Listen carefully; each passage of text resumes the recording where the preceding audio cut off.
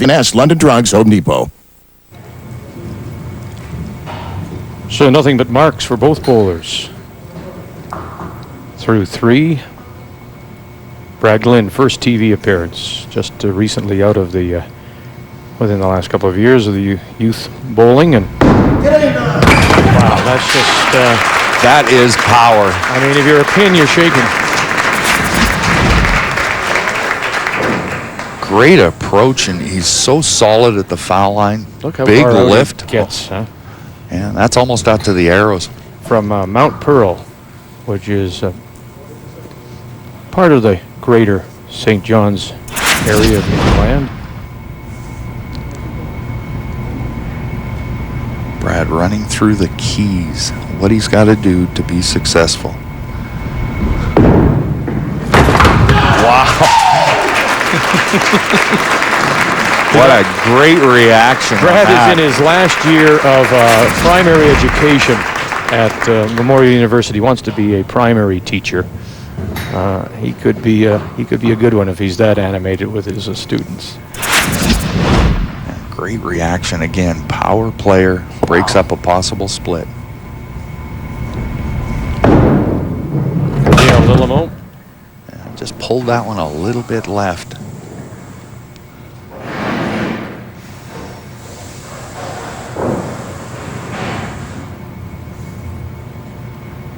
Just keep our eye on Dale's arm swing. One of the problems can be if you're trying to hook the ball, sometimes your arm swing goes in that kind of a direction and you have a tendency to pull the ball. That one he just forced back to the right. The ball didn't break at all. Dale is a shop foreman for Pinoca Sheet Metal. And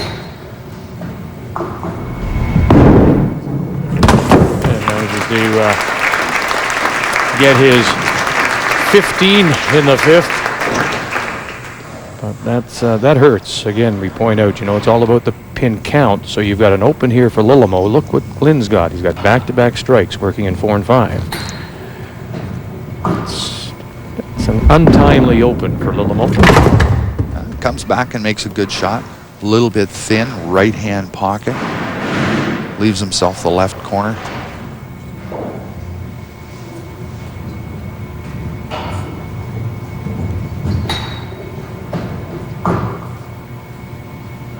Cross lane at this. Just inside the center arrow. Good conversion.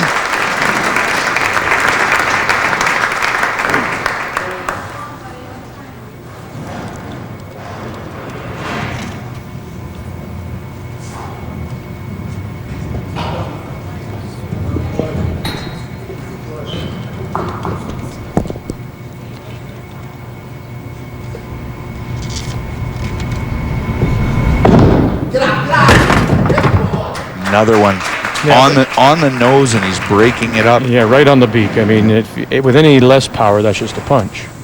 He could have had anything on this one. From a head pin to a split to a chop off.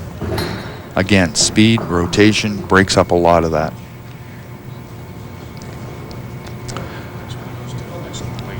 Second right corner of the match for Brad Glynn. Both of them coming on the right-hand lane. And dead straight at it. Well, we mentioned he's a graduate of the YBC program, and it's really where so many of the bowlers today get their grounding, get their starts. And there's a great website. It's youthbowling.ca, and this is the kind of things available to you if you want to find out about youth bowling in our country. Go to youthbowling.ca and see this great website. Wow. Left-hand pocket that time, a little bit thin, but the ball, a little bit of movement back into the pocket. This is almost a sweeper. Gets it thin, head pin and 3-pin both taking out the right corner pin.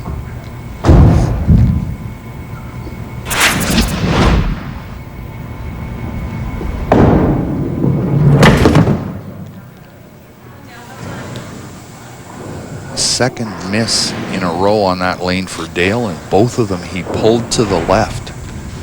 Maybe just trying to force the ball a little bit.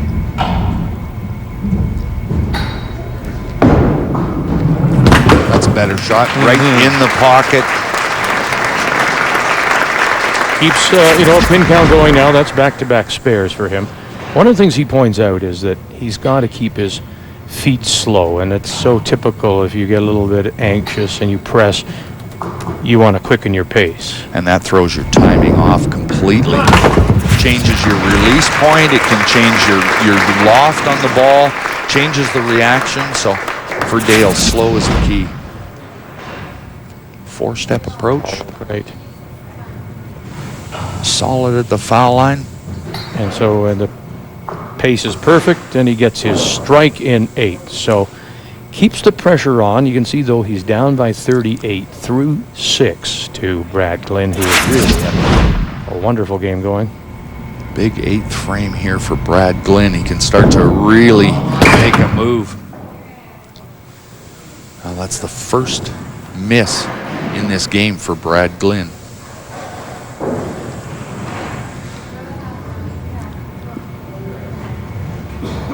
He's just been deadly, hasn't he? He's been around that head pin every time. Well, he really has. He's made every spare. 2 right corners, chop off. He's got a guard against punching the head pin here on his second ball. Oops. Interesting. Well, now Dale Lillemo gets the advantage back a little bit. Sure does. But you see, now it goes back to what you said. Where others will rely on the placement, he relies on so much the power of the shot. And there was the power, wasn't placed well, so he didn't get the kind of action. Well, exactly, because there's not much movement on the ball at that speed. It's not going to move very far. Right, and now an open, and he is, there's the pin count. It just stops dead. And suddenly, Lillemo is right back in this. All advantage. We got the possibility of a tie. If both players strike out, they'll end up with 315. And if we have a tie, it'll be a 2-frame roll-off.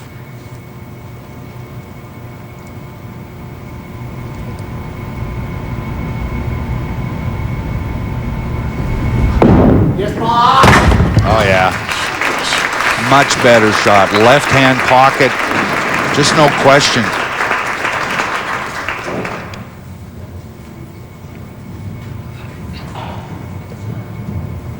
That 8th frame open could be the deciding factor in this match.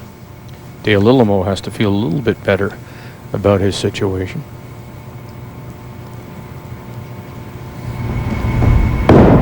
Little hop, skip, and that just jumps left. Pulled that left again. 3rd time in the game.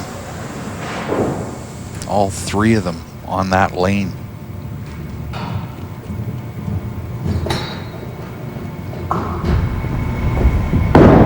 Look out.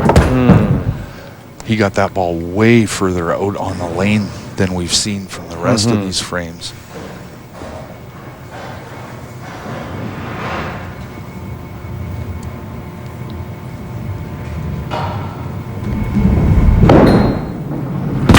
Better.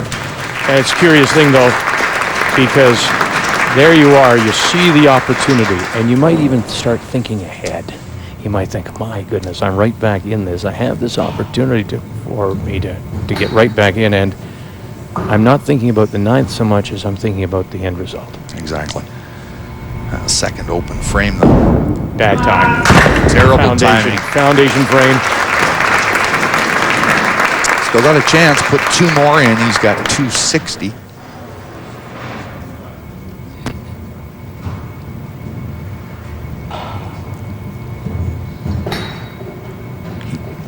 Even with 2 strikes, Brad Glynn can win this match with only counting 15 in the 10th.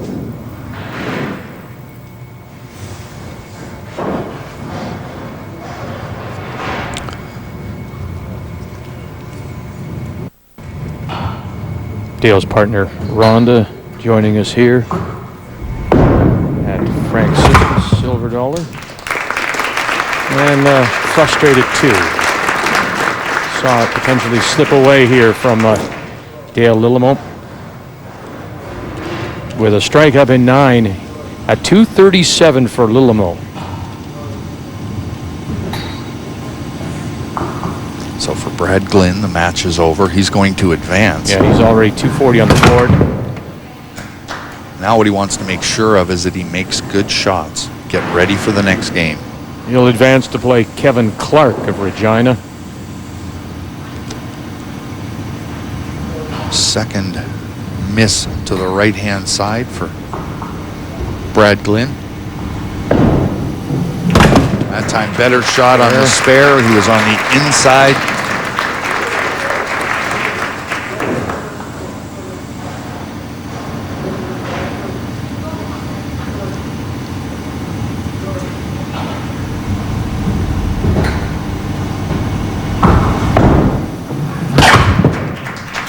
Now he's not going to be very happy with those couple of misses in the last 3 frames here, but 275. Pretty solid game. With his mom, Jody, his dad, John, his girlfriend, Karen Eaton, all here from Mount Pearl, Newfoundland.